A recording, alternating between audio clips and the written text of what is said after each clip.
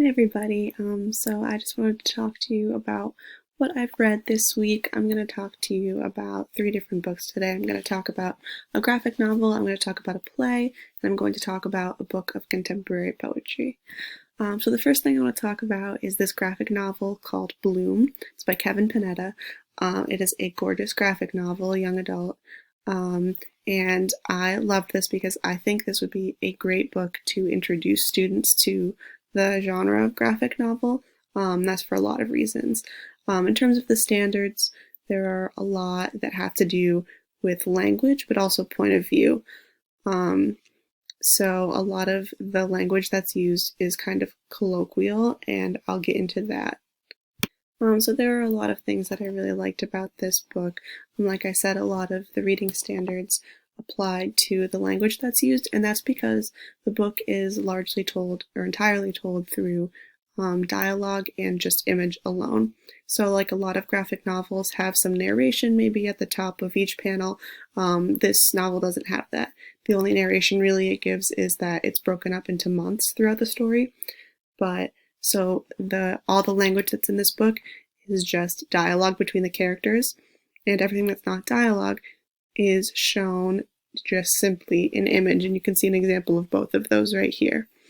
I really loved this color scheme that the author has throughout the novel. Everything is in like shades of blue, and even though there's only really that one color scheme used, there's a lot of visual representation. There's a lot of lighter colors used in the happier times of the novel, and a lot of really dark colors used when there are more dramatic points in the plot. And then, of course, another reason that I loved this book, probably the main reason I would implement this in a classroom, is that it shows our diversity in reading. So this book is essentially about a young man who is coming to terms with his sexuality. It's about a young man whose family owns a bakery. They hire a new employee at the bakery, and the two fall in love. It's a really sweet love story, and it's not full of tropes that maybe we'll see in some other diversified reading. There's not a lot of, there's not a trope of homophobia. There's not anything like that. It's just really a sweet young adult love story. So I really love that about this book. So in terms of an activity, I loved the story for this so much that I thought it would be a really great movie.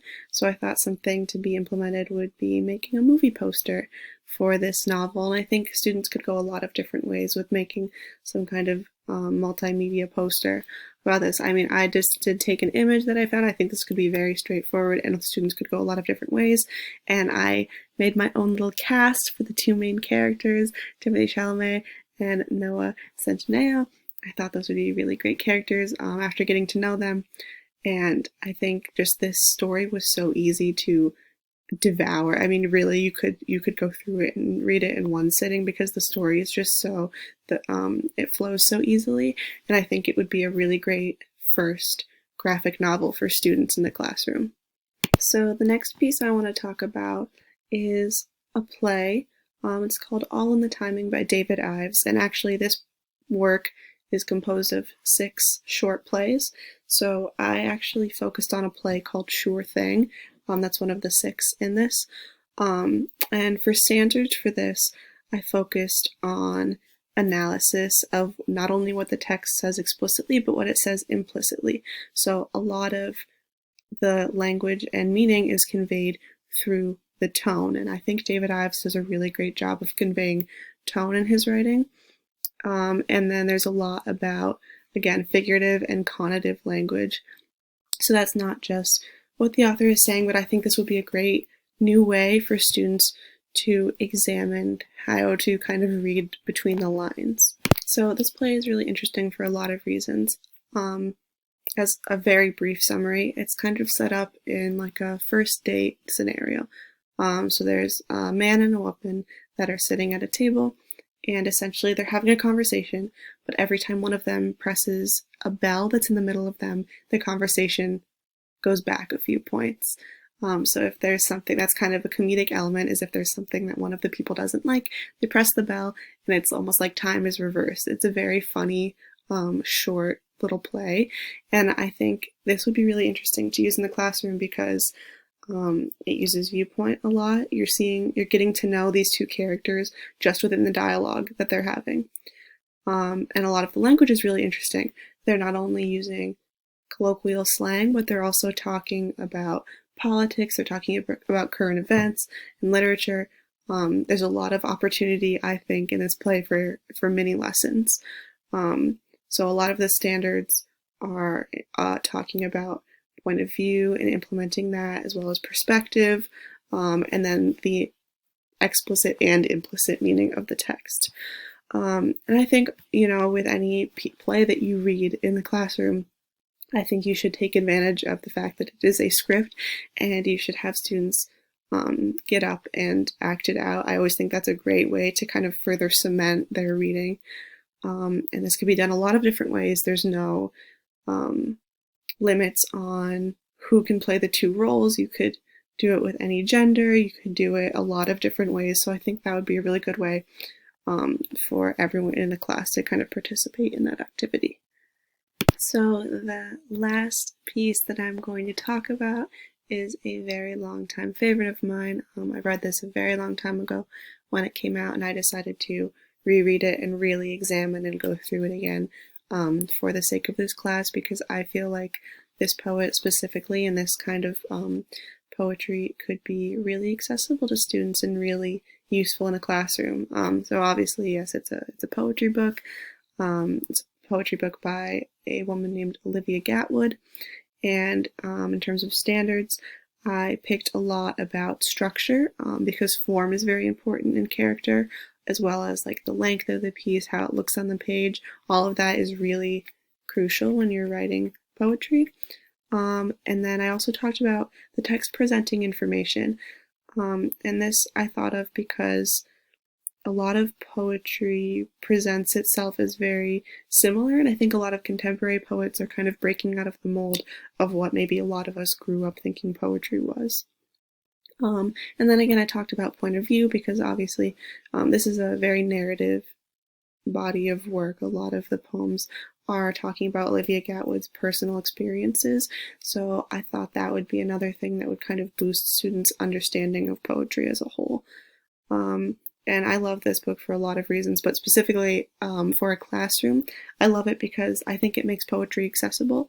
I think when we read poems from a long, long time ago, they're very important, but I think it's important to read things that are contemporary because that gives students something to latch onto, and I think that makes it much more accessible when students when we're assessing students on what they're reading and if they're going to create something with that.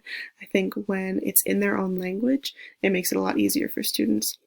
And this book really points out that poetry could be about anything. I think we read a lot of love poems and a lot of maybe poems relating to the natural world in a lot of classes, which those are really important, of course.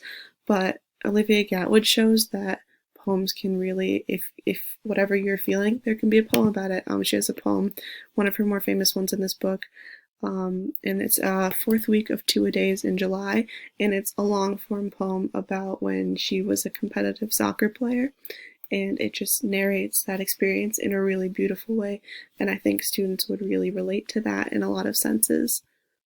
So having all that in mind about the accessibility and the contemporary nature and kind of the subject matter of these poems, I think it would be really amazing for an activity for this book if students would create some kind of poetry. And I think that's a really daunting task for a lot of students. I think that's something where they hear that and they kind of freak out a little bit.